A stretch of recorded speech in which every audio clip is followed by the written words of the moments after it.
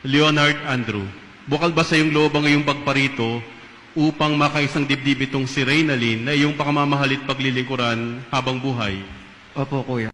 Angelica, Taba, Baby, Love, at ngayon asawa.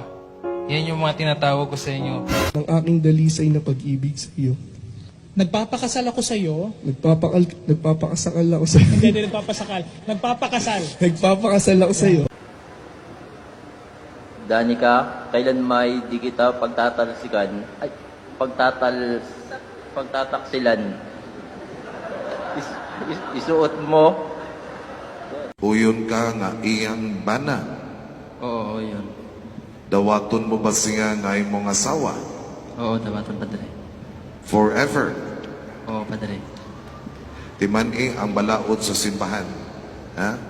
Dili iuli, dili ilisan, labi na nga dili dugangan. Uyon ka na. Dili.